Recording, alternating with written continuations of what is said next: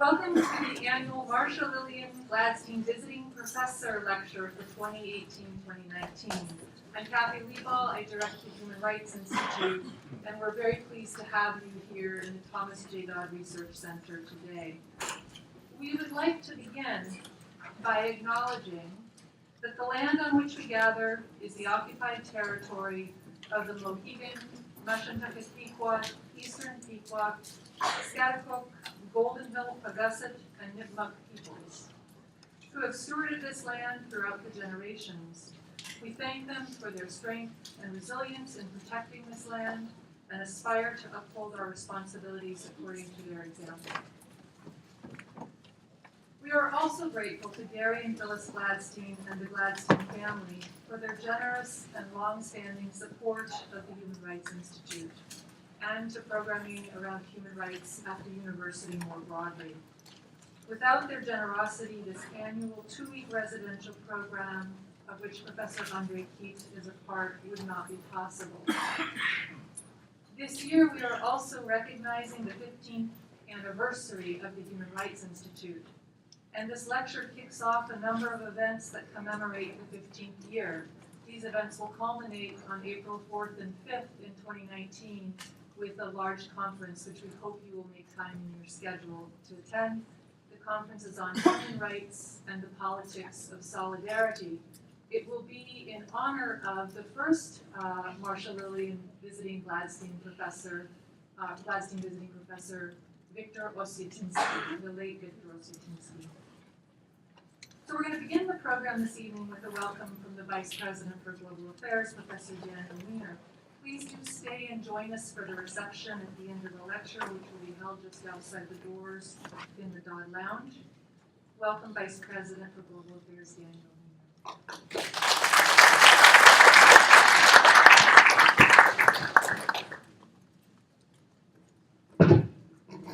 Good afternoon. Thank you for attending the 19th Marcia Lillian Gladstein Visiting Professor Lecture.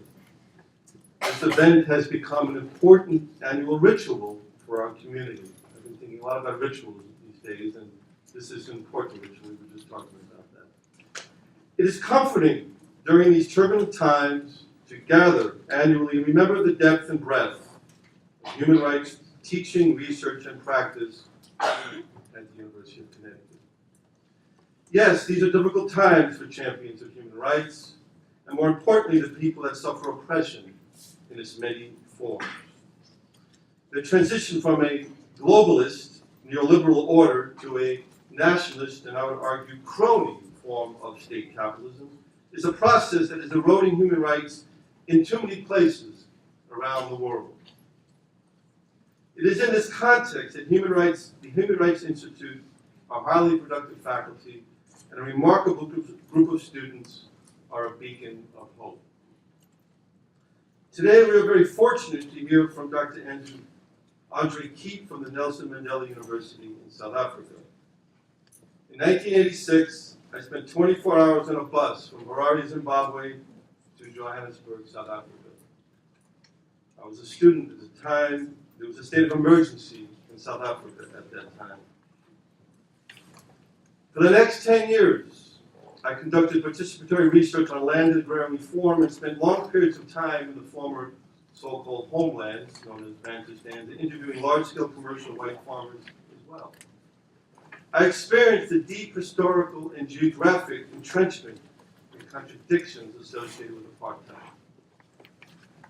The extent of uneven development was hard to process, So much wealth and so much poverty, and so close to each other.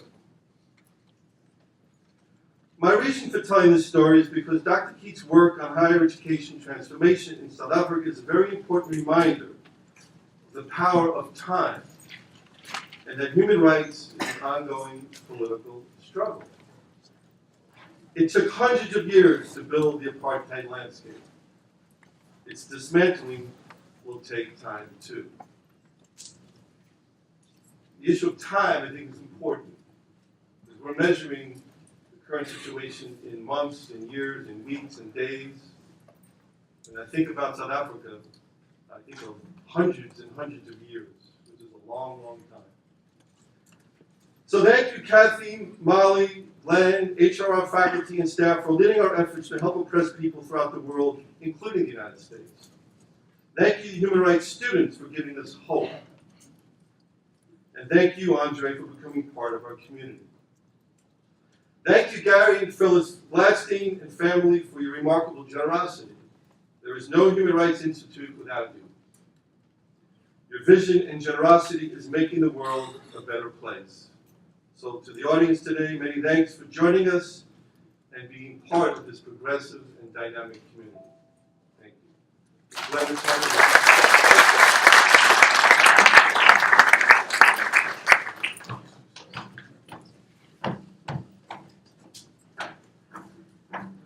Good afternoon, everybody. My name is Glenn Matoma. I'm an assistant professor of human rights and education and the director of the Thomas J. Dodd Research Center. And it's really my great pleasure to introduce this year's Gladstein visiting professor, Andre Keat. For several years now, I feel like Andre and I have been corresponding through the missed connections pages of an alt weekly somewhere. Students won't remember this, but it used to be like any city of any size would publish these weekly alternative newspapers. And then in the back there would be like this section for missed connections. And these were like classified ads for people who would write like, oh, I saw you on the bus near Pine and Broadway. You had blue shoes, and I thought we were totally vibing, but then you got off. But if you see this, text this number. Actually, it's kind of sad and kind of creepy, but nevertheless, that's like what it felt like, because Andre and I were supposed to meet a couple years ago, I think at a symposium at NYU, and then like the Fees Must Fall movement totally exploded, and you had to say you couldn't come.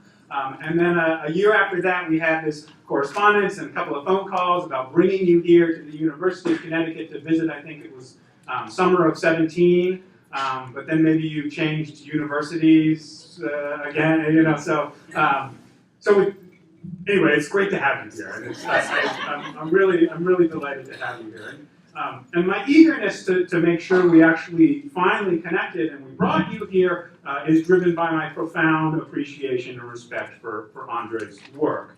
And by work, I don't just mean his published writings, which are immensely influential in the field of human rights education. I mean his comprehensive efforts as a teacher, as a student, as an administrator, as an intellectual, and as an advocate to engage the fundamental questions of the Human Rights Project and its relationship to our educational institutions and the broader societies which they reflect and reconstitute.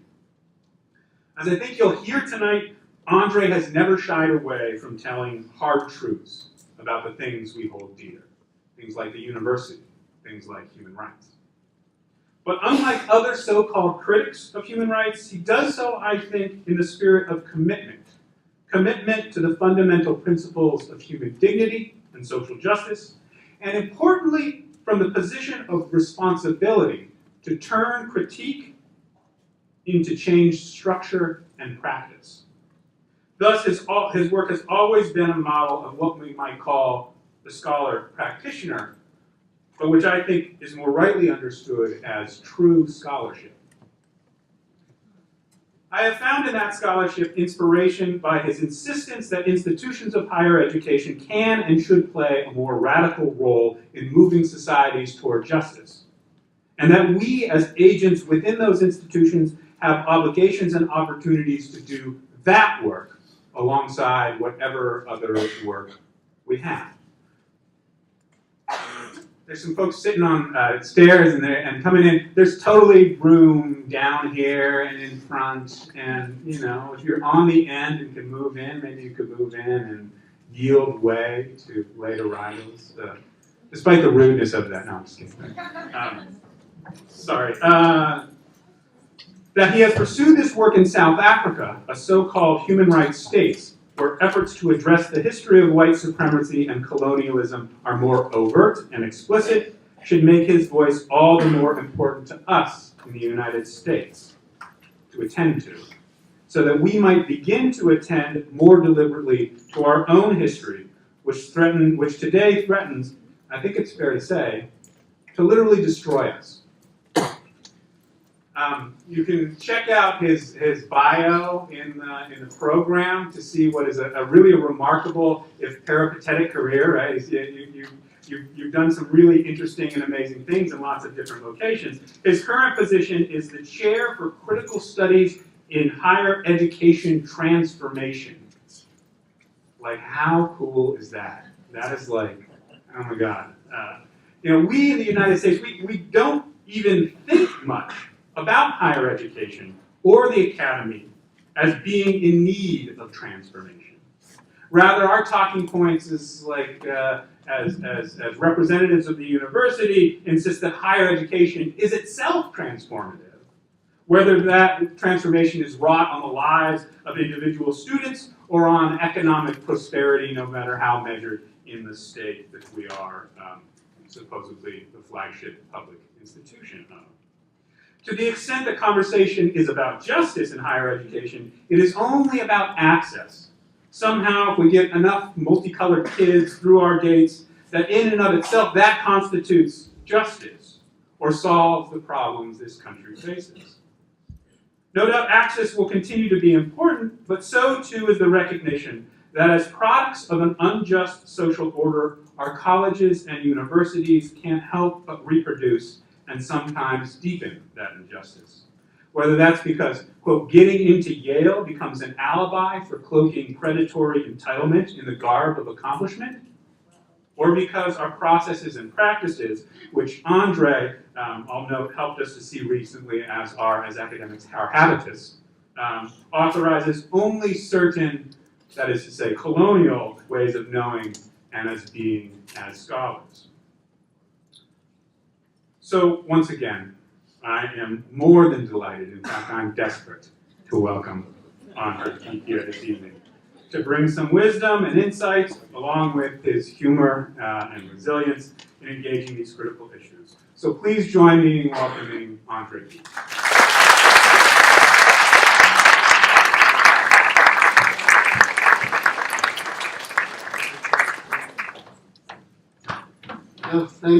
Thank you very much for the generous introductions.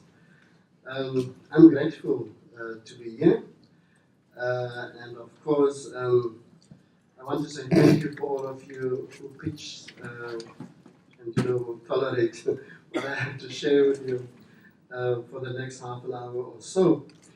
But a great thanks to Glenn and Catherine, of course, to the university community, Vice President Weiner, thank you so much.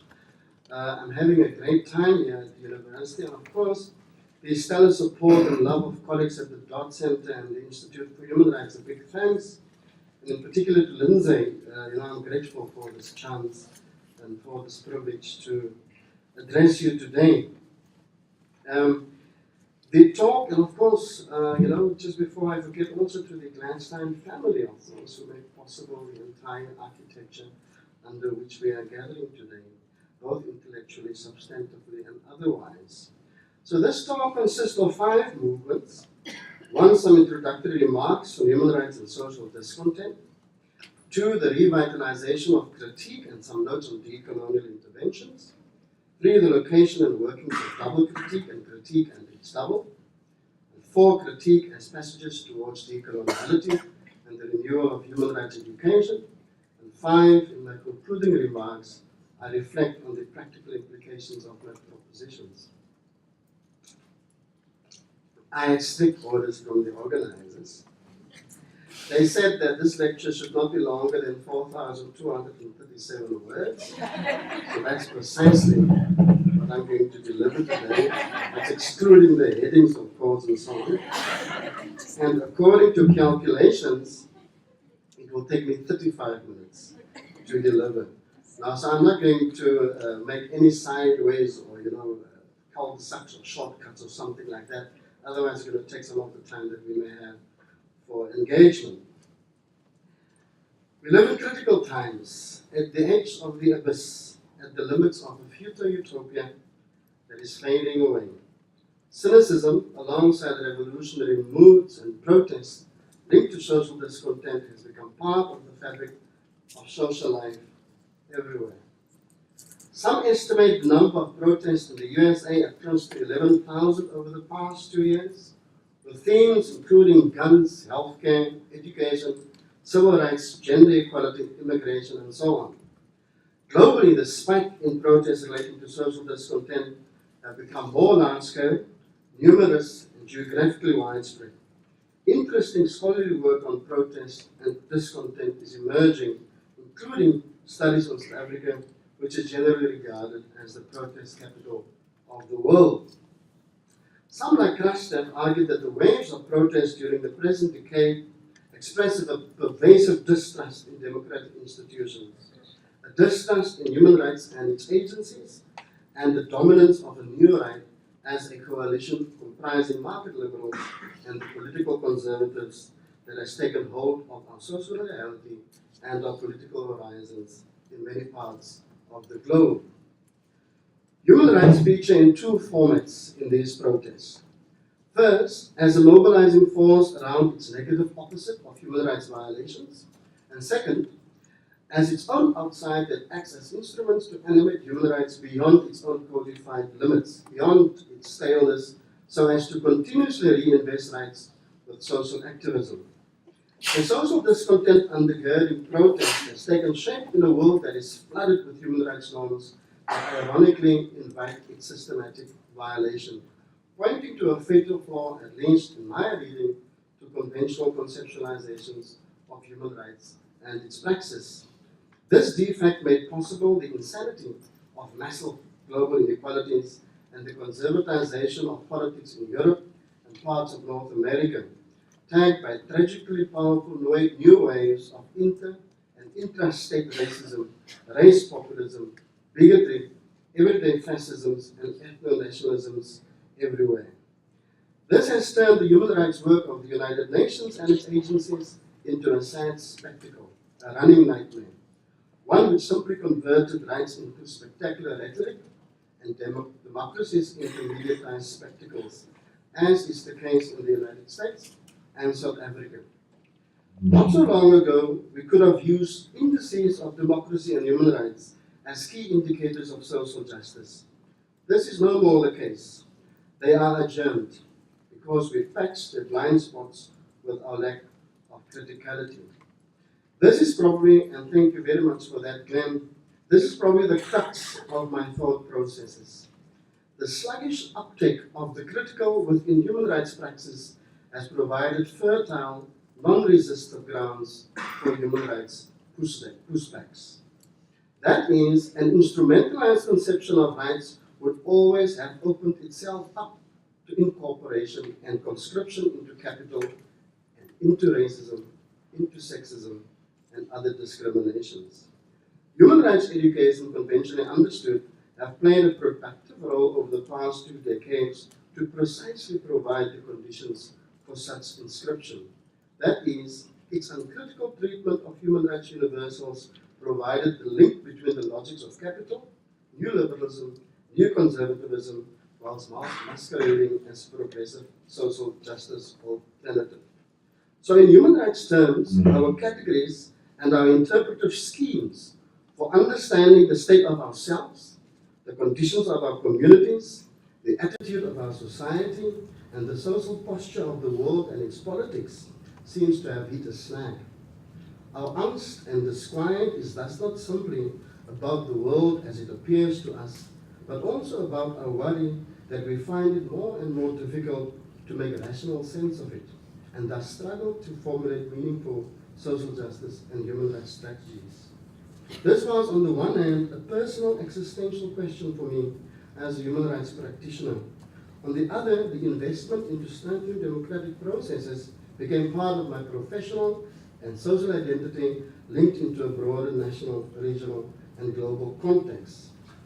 I have, through raw, bare experiences, came to worry about human rights education as an emancipatory endeavor whilst working at the South African Human Rights Commission from 1995 to 2007.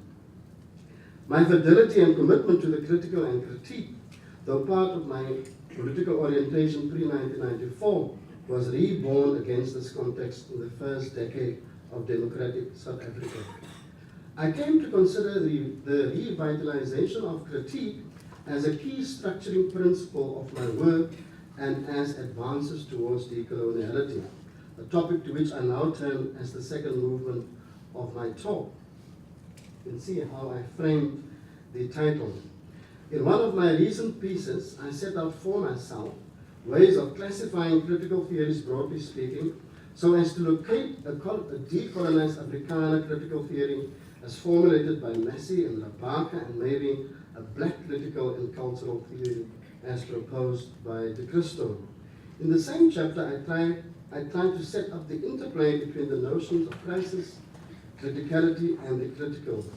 I tend to use the critical and critique interchangeably, and deem critical theories broadly understood as the location of the critical, that place from which we can cut through surface appearances, disrupt our receivable categories and interpretive schemes, and go behind that what we produce as truth. Simply put, the critical is the source of our disrupted selves as human rights practitioners.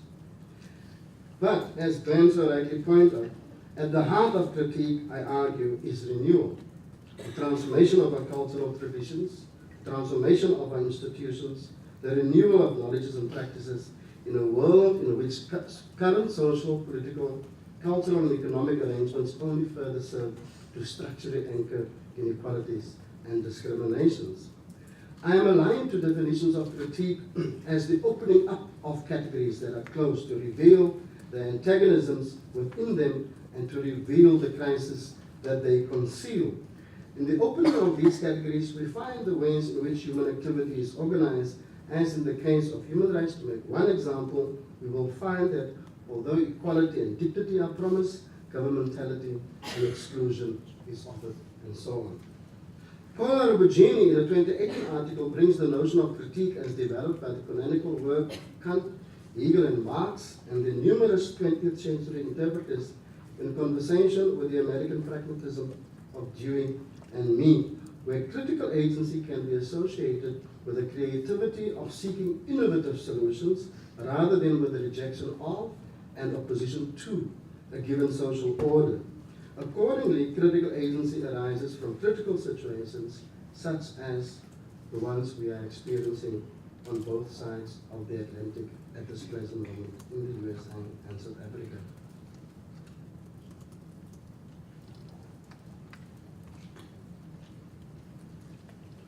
I think, however, that Rubugini is not giving sufficient credit to the praxis of emancipation as formulated within critical theories of all sorts, and have guided activist practices across the world for many decades.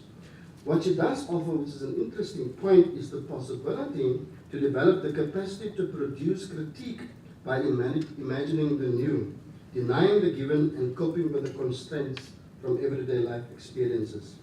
It is the work of love, justice, imagination, and actualization, where critique can arise from the creation of alternatives generated by internal and unpredictable transformations. She further argues that critical agencies have an unstable openness and incompleteness that, despite its fragility, try to catch up with the right moment where resistance and creativity, unveiling and redemption can meet. This is what we have to work towards in our respective societies.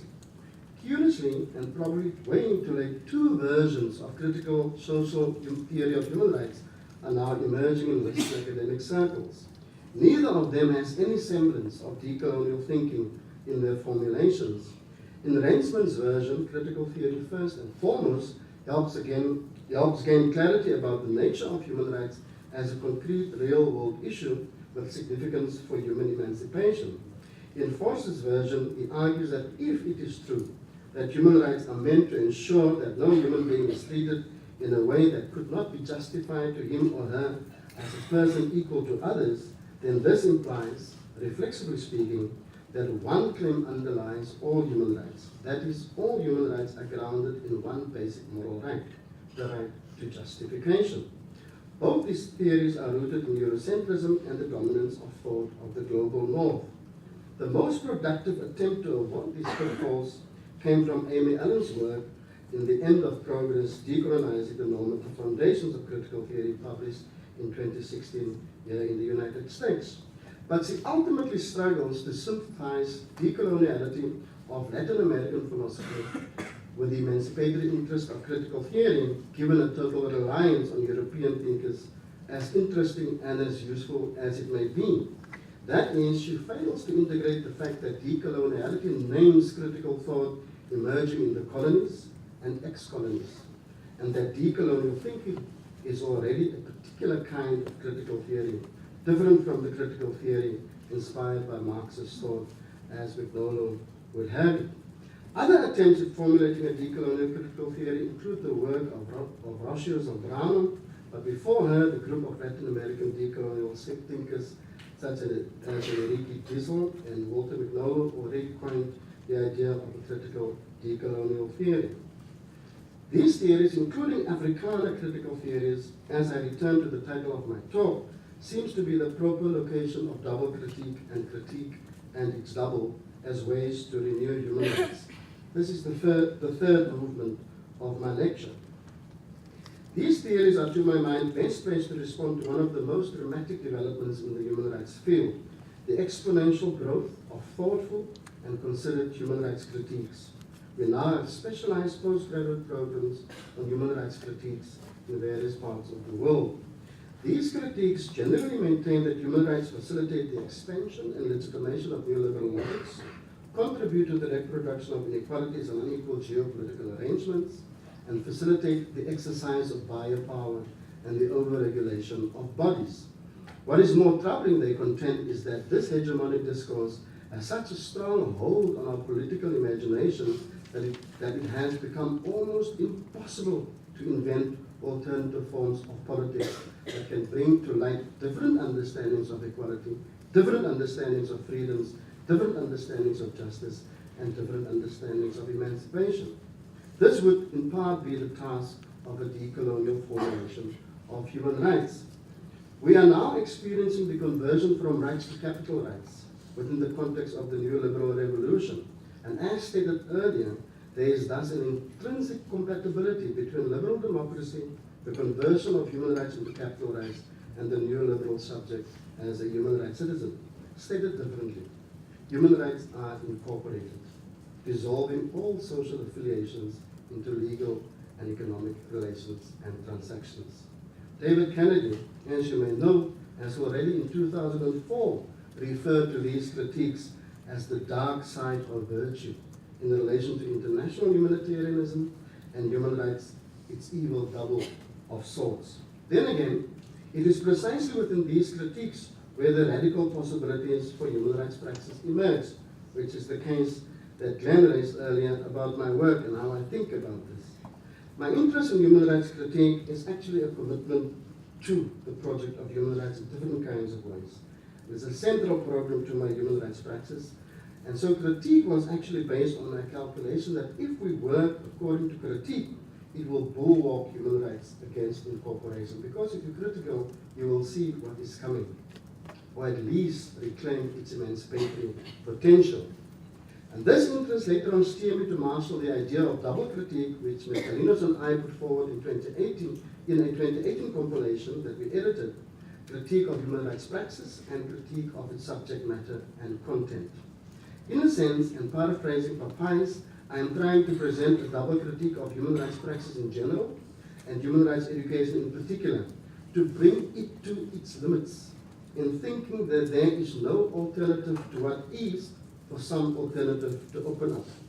All significant critical theory is this drive, incessantly encircling the impossibility of something existing outside what is, and in the very thinking of this, the production of a certain excess, a gap, the production of an opening, the production of a possibility of regeneration. And again, rewording Papayas as immobilizes Zizek's insight, double critique is tied to the political that designates the moment of openness, of undecidability, when the very structuring principle of society, the fundamental form of the human rights social compact, is called into question.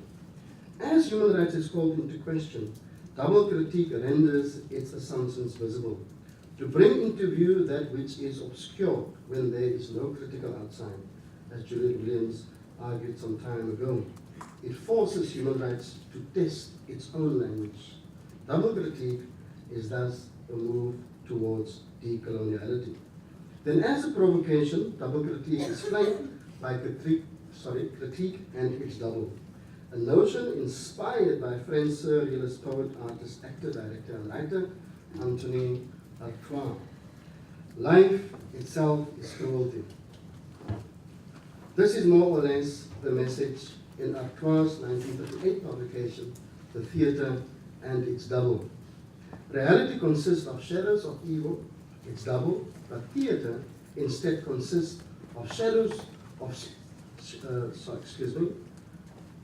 The reality consists of shadows of evil, its double, but theatre instead focuses on the illusion of social life. For Akomawt's theatre, theatre is not meant to imitate life. It is life, or is the double of life itself. Hence, it must have an orientation towards cruelty and suffering. The theatre of human rights, though caught up in the global politics of cruelty, seems incapable of reaching out to its double of human suffering.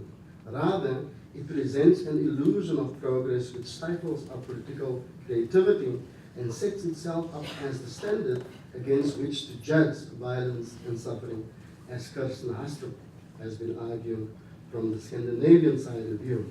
She suggests that rights-based conceptions of justice distorts our understanding of suffering, since the legal language instrumentalizes, cutting out the symbolic and expressive dimension of violence. Human rights, he submits, enforces an epistemological dictatorship of a censorious rights rights-based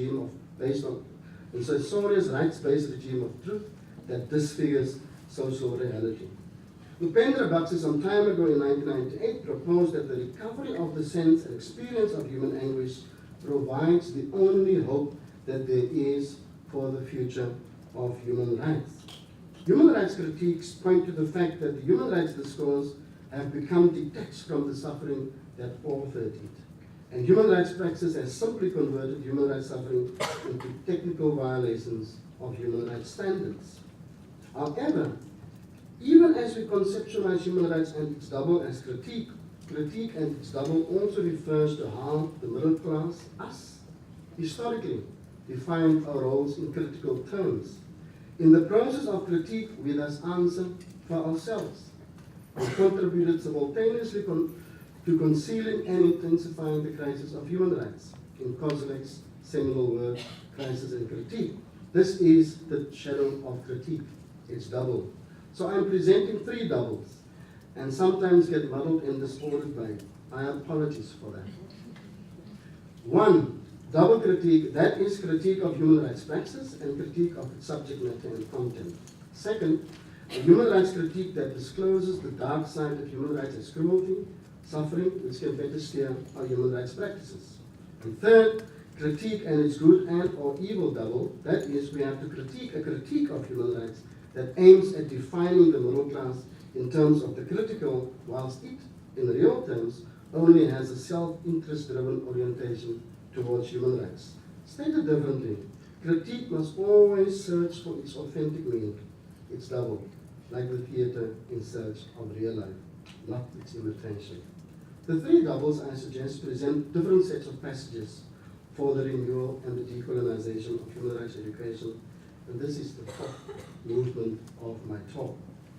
The focus on human rights praxis and content not only presupposes knowledges and pedagogical orientation outside of the Western conception of education, but also highlights the Occidental Oriental critique of human rights. I was fortunate to attend part of a conference on intellectual humility at the Humanities Institute here at UConn last Friday. It dawned on me how in decolonial thought the concept of coloniality of being suggests not only such deep intellectual humility, but also intellectual reconstruction if one wants to do one's work in real human rights terms. I relate this back to Torres's concept of coloniality of being, where being black or indigenous constitute the invalidity of existence. This is the hallmark of the scholarly justification of colonialism and slavery in the social and natural sciences, and it is studying most of our disciplines today in universities and elsewhere. This suggests that our assumptions about human rights may well be false, because ways of thinking, feeling, and being associated with the Occident global domination has no other reference point. Double critique can help disclose these assumptions to ourselves.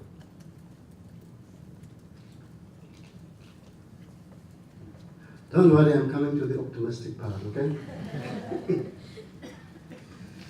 However, the paternalistic humanitarianism of rights praxis that view human rights as a social good in itself is an assumption that needs to be debunked, so that we are in an ongoing process of seeing ourselves clearly as human rights practitioners.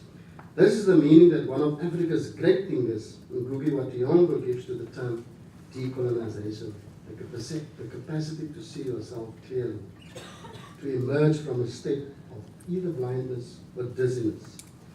A history of the politics of cruelty that displays beings from the frame of rights as invalid humans may well be a key constituting factor of present-day politics here in this land, rooted in colonialism, slavery, and the near annihilation of indigenous people on which the modern USA is built. Here, the guilt and shame that is your shadow, whether acknowledged or not, should not be moderated, but rather mobilized as an agent of change. Guilt and shame are agentic concepts. They are political in their emotive capacities because they generate possibilities for us to make right and thus become human rights activists for all, including ourselves. This is what I am learning from some of my progressive white compatriots in South Africa as we speak, and I am grateful for that education. The African-American philosopher George Yancey says about studying whiteness that white guilt may result in the study, but it can be deployed productively. It needn't result in an emotional dead end. Rather, it can make visible the pervasiveness of white racism and engender honest and courageous debates. However, Yancey uncovers in his latest book, Backlash, that was published earlier this year, just how unprepared we all are to have courageous conversations about race here and in South Africa. Let me then respectfully ask Ryan Ngugi, who needs to see themselves clearly? Who is the target of decoloniality? These questions are formulated in ways to propose how double critique and its double may advance a decolonial human rights praxis, some sort of a kind of a deeper renewal and regeneration. And so let me conclude, and this is the fifth and last movement of my talk. After a horrid week of local politics here in the US, it's a standard phrase, no? That's almost 2 weeks long, which of course is linked to horrid weeks, months, years, decades, and centuries, depending on who you are. Commentators speak of a divided nation outside the frame of the black, the indigenous, and the immigrant. In fact, these outsiders emerge as the incognizables in public discourse in the US. Let me hasten to say that essentialist thinking and doing, ethno and other forms of nationalisms, sexism, and race populisms seems to be a fashion that just don't have any intention of going away across the globe. Two American academics, Gary and Guido, in 2017 argued that the nationalism problem of the US is constituted by three forms: the unhyphenated Americans, the Christian nationalist, and the new nationalist. They suggest that a matrix of identity politics around wealth, religion, and ethnicity is taking shape that frames the outgroup, the black, the indigenous, the immigrant, and so on, as null and void. And I probably don't have to remind you what the General Social Survey say about racism and the increase in people that are racially conservative, parents and their millennial offspring alike in the US. On top of this, a recent survey showed that 62% of Americans agree that God has granted America a special role in human history, which has been a logic used in the genocide of indigenous people, which I was reminded about in a wonderfully moving and educative blanket exercise on Indigenous Peoples Day yesterday. The Journal for Blacks in Higher Education in the US provides a useful glimpse into the question of racism and other exclusion on university campuses.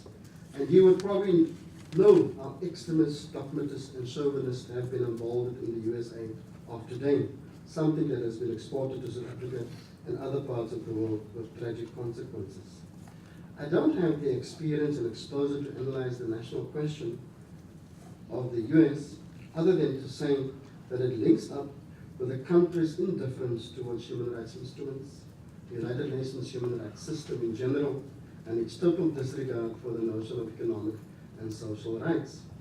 The US has also been less than lukewarm in its responses to United Nations instruments on racism, racial discrimination, xenophobia, and related forms of intolerance, and the implementation of the Durban Declaration. The country's dismissive view on international treaties and agreements is well known, even more so today. Against this overwhelming challenge, critique opens up a few options for us as human rights practitioners. But in a sense, critique must begin with self-critique. The academy must individually and collectively strive to live and examine life, and practice examined trades and professions critically. This is even more so pertinent for human rights practitioners and vital now in our respective countries. This is first and foremost a personal individual process within which members of the academy need to align with Dewey's injunction that education is a process of living out our perpetual reconstitution as human beings. For this, one has to deal with closely held beliefs and assumptions and privileges, and most importantly, one has to fight constant battles with whiteness, not white people, with whiteness, defined as the power-laden discursive formation that privileges, secures, and normalizes the cultural space of the white Western subject. If not, whiteness will keep us all bound to a dark history, trapping us all. In the case of the US, a new energy is palpable. One can feel it in different kinds of ways, and it's required to mobilize around human rights in education, social movements, civic organizations, schools, communities, universities, to work against the autoimmunity of American democracy. You know this possibility, you have seen it before, here in this land. Universities should take a lead, because in the US, universities and slavery in this position are bound by history, and in a sense, to the future of democracy. Such practices should renew human rights. It must become a sort of a platform for a US-based social movement on human rights, and some networks are already emerging. Young people, I'm so glad so many of you are here tonight. I appreciate it. Young people, students, when engaged through the critical, generally respond to the social absurdities of our time in surprisingly thoughtful, productive, and social activist ways. Universities need to make space for these kinds of encounters. I have seen for myself the explosive social justice reserves of the American youth across divides yesterday evening when I was dragged to a class by Sandra. We, the academy, needs to unburden them by creating the conditions for their de-socialization. They have a different life. A key insight from critique is to avoid making the state the endpoint of our political thought. The state seeks always to realize itself as the state of things. The state becomes the endpoint of politics. That's why we are a bit depressed and cynical about present day USA. But that's a wrongful way of thinking. Because all political representation are not converged on the state. Not if you look at the class that I attended last night.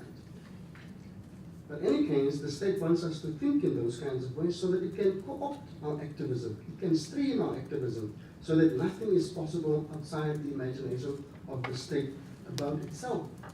And this needs to change.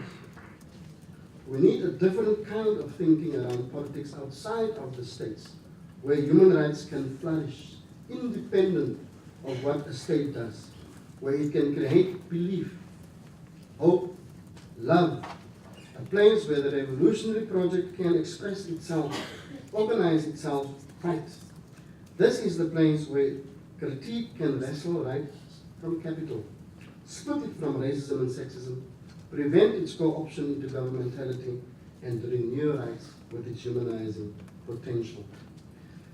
This is the place where social movements and activism dwell, as I saw yesterday.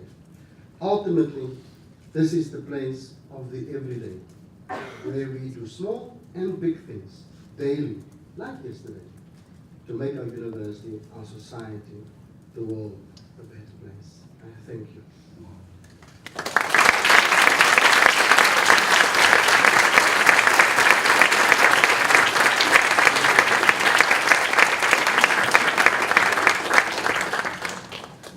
So we're going to open the floor for questions and dialogue, and Glenn and I will circulate on both sides of the room and try to take questions in a good order and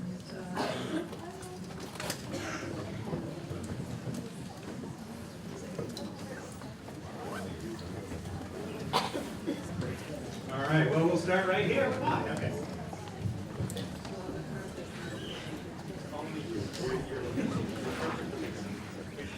Thank you so much for your remarks, which I found really very good after the troubled couple of weeks we've had.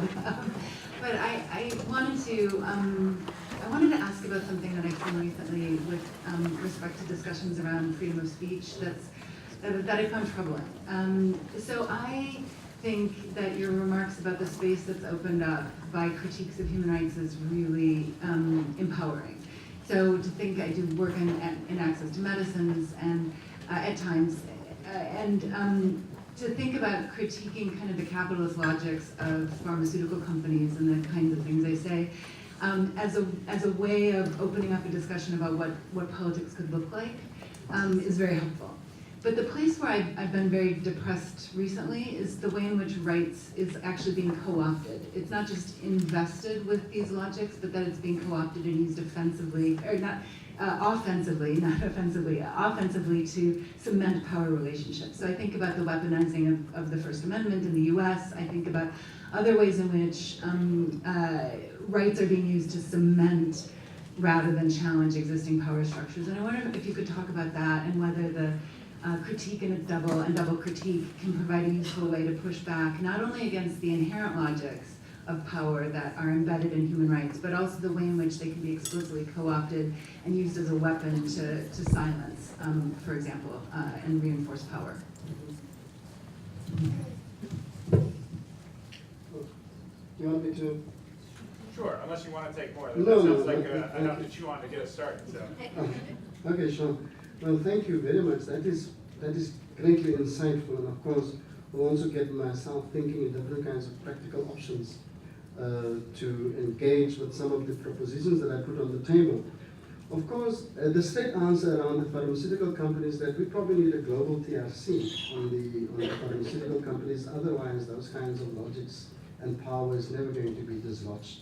If that doesn't happen, it should probably be one of the kinds of key subcommittees of either the UN Human Rights Council or one of these kinds of structures to look at. So that will be a great lobbying point, and I know that some people in social movements are already in that kind of direction. We have the same struggle with regard to indigenous medicines in South Africa, for instance, as well. No? The question about both invested and co-opted rights in the context of existing power relations is precisely why I started off on this path, which in the beginning was both difficult, but later on very, very rewarding, because it disallows me to become cynical about human rights, because I can always see the different sets of possibilities. And so in my own practices, just on a personal, say, individual level, and within the universities that I work with, I can literally vouch for the fact that critique bulwarks against such co-option and investing rights with power relations. Because if you tag the conventional rights formulation with critique, you more or less shield it from co-option. But that critique must always be present when you work with human rights. It is one of our ways of diving into the human rights discourse from a kind of zealotry, idolatry point of view, that opened us up to being co-opted in different kinds of ways, because we accepted it so uncritically. And of course, as you would know, any form of government will know that mobilizing powerful discourses for their own advantage will always be part of their key strategies. And that's what one has to work about. So if this work plays itself out in any kind of practical way, I think that we will find practical examples where one can dislodge rights from capital.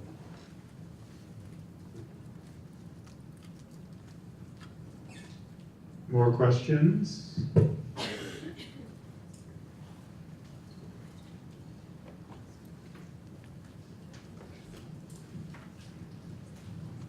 Hi, thank you for the talk. I wonder if you're up for storytelling, if you can give us a little sense of what everyday life practicing human rights looks like for you now, and what it looked like when you were 19. When I was 19? Okay, yeah, when I was 19, everyday life had to do with running away from the police in most instances during university times. So that would have been in the kind of mid-80s, so that's easy to explain, because those kinds of things are captured in different kinds of ways. So we had as a child, or as a young person from the 80s, we went through a very, very tumultuous period of time. We have some of the massive uprisings and the oppressive responses from the regime during that particular point in time. Of course, that's also the turning point of South African history. Also resides within that same decade.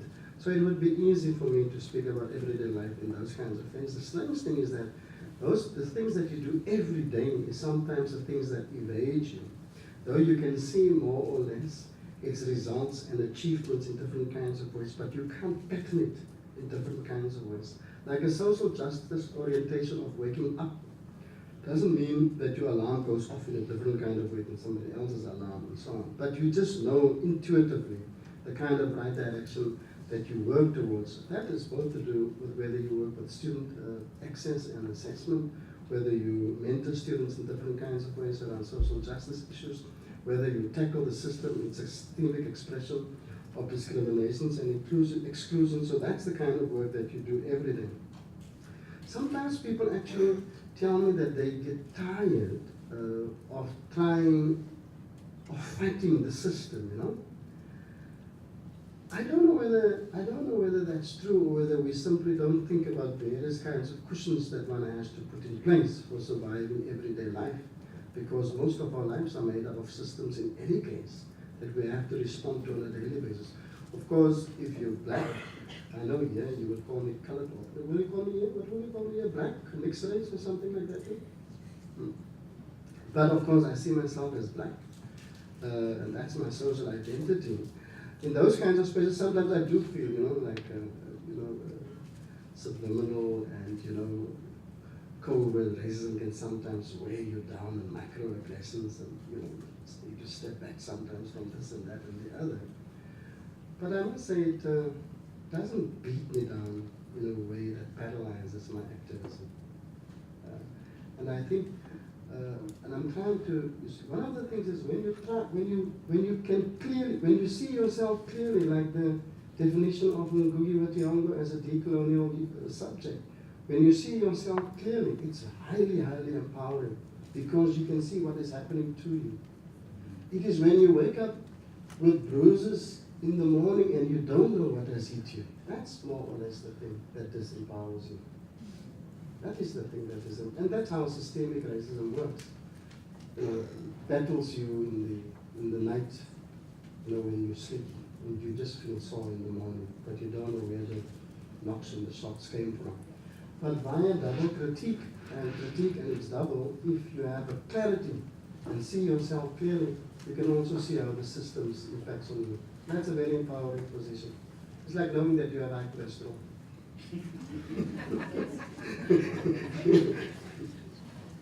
Thank you so much, Prof. How are you, Prof? Hey, bro, how's it? I'm doing okay. How are you holding up? Good. It's great to see you again. Mine is a simple one, Prof. Mine is really a simple one. And I'm just wondering, just being practical with you and just reflecting together with you now, to what extent is this phenomena much more global than that? To what extent is it a global phenomena? Because when you look at the shift, I mean, we can even start back home with South Africa and the shift towards left-wing politics with the economic freedom fighters, the issue of the land.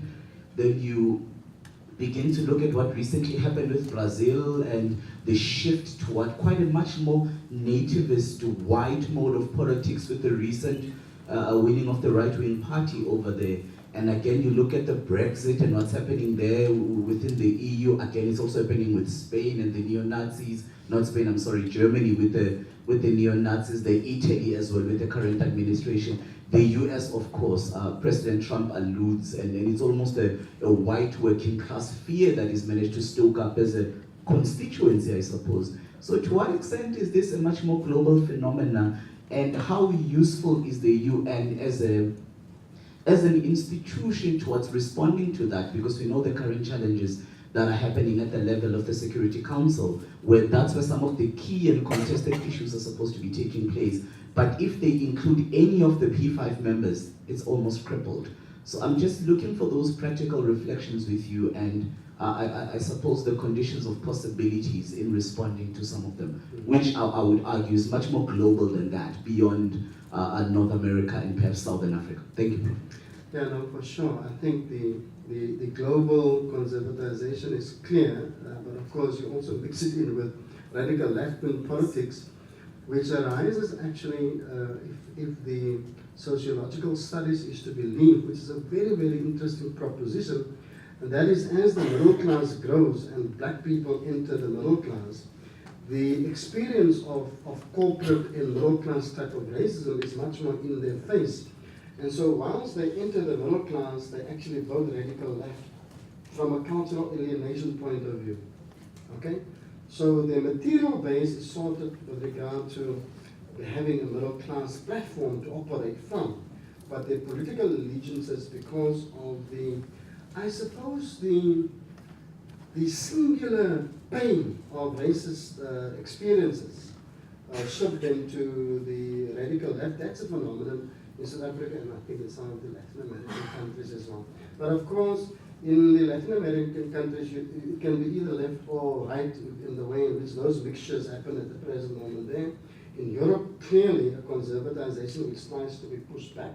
I think that, in terms of the new surveys in Britain shows that most of the Britons, of course, is now wanting the Brexit process not to continue, different kinds of ways. So there is immense hope, in this kind of world that seems to have a conservative orientation towards politics nowadays. I think, for instance, when it comes to the UN, the youngsters that are sitting here now, they will have a different global transnational structure in the next 10 to 20 years.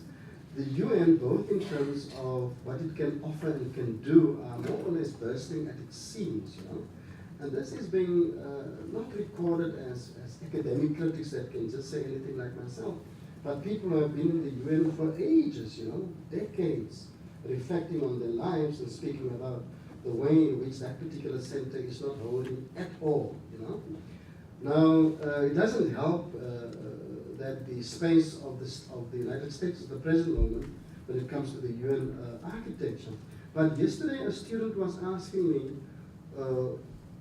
whether that particular silver lining is there, and I can clearly see it because you see the US may actually do us a big favor by revitalizing the UN and total renewal much quicker than we have expected. Okay, so there is a process ongoing there, which I think that we can't do without the UN structures and its architectures and its agencies. But I also think that the crisis within which it is at the present moment will be via its various critiques that are in any case emerging, will provide for a new formulation very soon. And so in that sense, that's the silver lining of present-day politics within the US itself and within the kind of pressures being put on the international system. And it will come.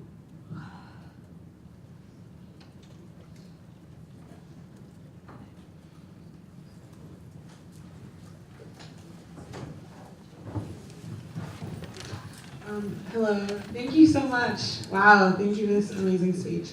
It's been so informative. I have a laptop full of notes now, so thank you.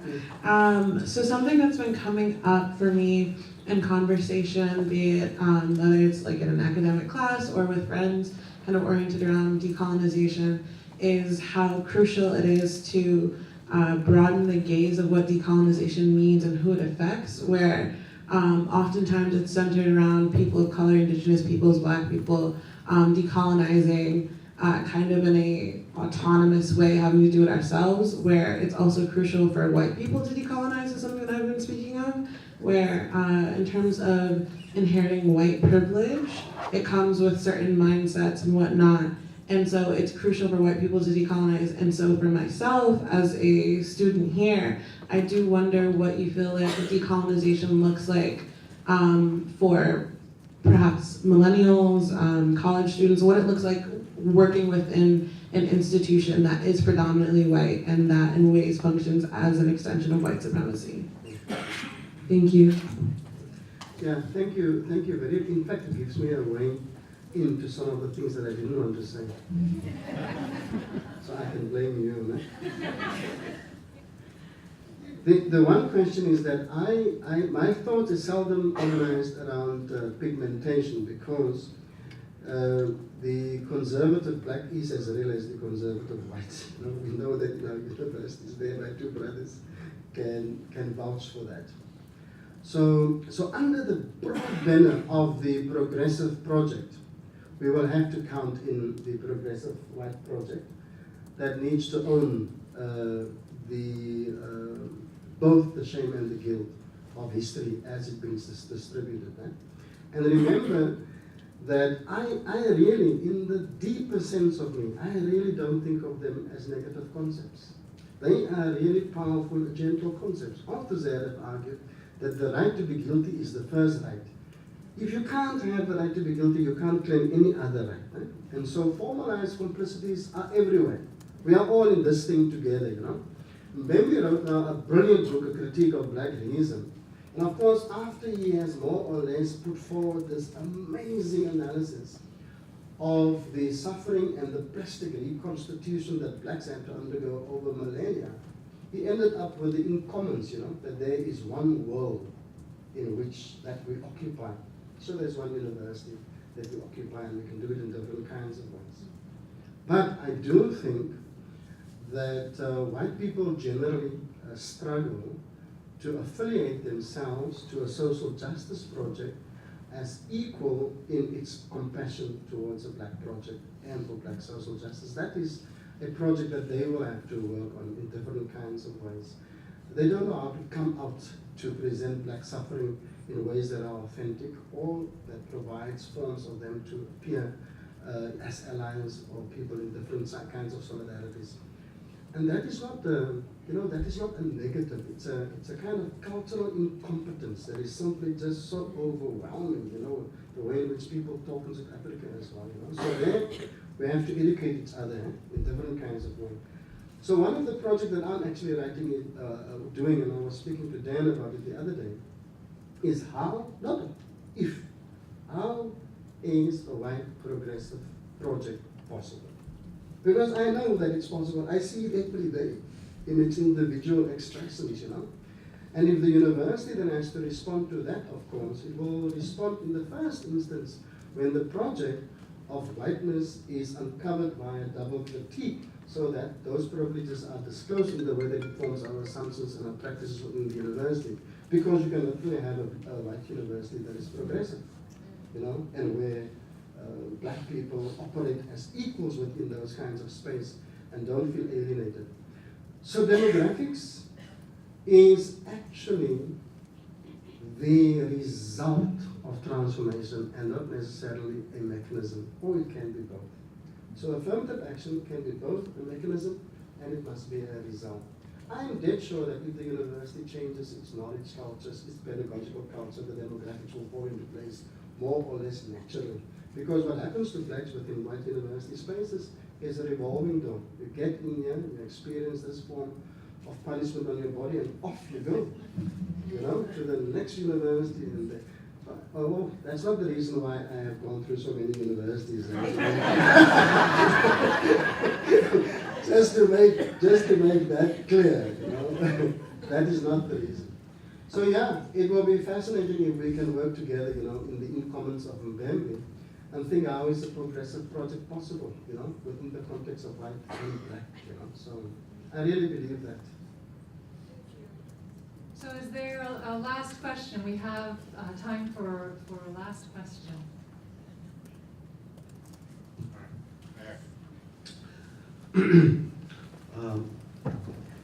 Critique and evaluation is an ongoing process. I have a relatively easy question for you. How do we break from responding to perpetual roadblocks so we can move towards decolonization and reconciliation? Basically move from being reactive to proactive. Okay, thank you very much. In fact, thanks for reminding me that I actually didn't respond to the question on decoloniality that was part of your question, so I'm going to take that together. The one is that the project of decoloniality doesn't it's not a displacement or an additive model. No? It's a form of epistemic freedom. It's a very, very simple idea that knowledges must be free to be expressed in equal conversation with other forms of knowledges. And that is more or less the project. Of course, now when the students are arguing for a replacement model, it's because they got hurt by the cultural alienation that they're experiencing in the classrooms. Now, if you have cultural alienation and you have material want in terms of economic exclusion, if those kinds of factors come together, you will have the kinds of progress that you have within this African space as well. So, and then the other definition, of course, is the definition of Ngugi, and that is to see one clearly. You know, it's the work of working on the self as well. So, a decolonizing project, and in this kind of way, is that critique, if I want to respond to your direct question, is not a roadblock for me at all. It's actually a boom gate. You know, it's just a point to stand still, do your work, pay the fees, open goes the room, and through you go to the next one. But the fact of the matter is that I have been trying almost my whole, I can't say my whole life, you know, because I've been an academic for less than 10 years. But I've been trying, you know, probably since the mid-2000s, to actually present critique as a forward movement, you know, as a better form of progress. And I know that for a fact that it works, because the progress that you have on the other side that is uncritical, it is just the illusion of going forward, but as you know, you land up at the same place, you know, after a period of time. So in that process is that if double critique, the critique is also meant, and especially in its formation of self-critique and institutional critique, is meant to make, is for us to see ourselves clearly both as individuals and as an institution.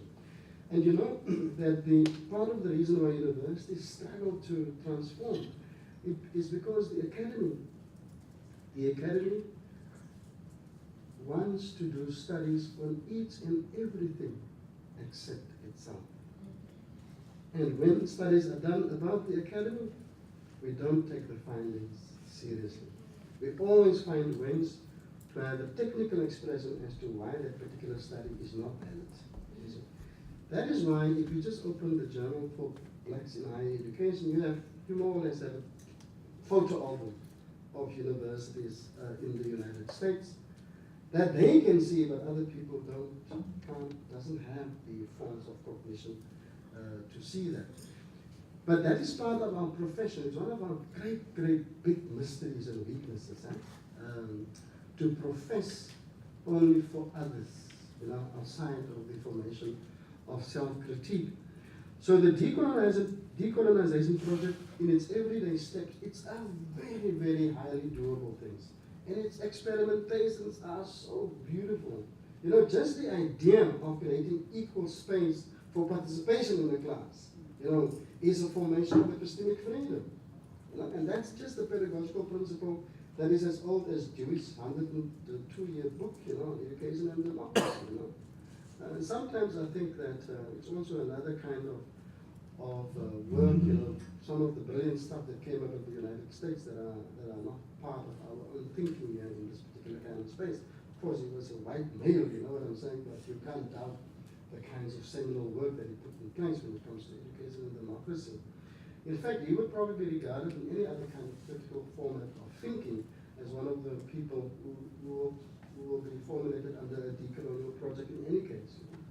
So critique is not for me to stop and then move beyond to a kind of progress. It is the progress itself, is the driver of the progress. I hope I make sense on that.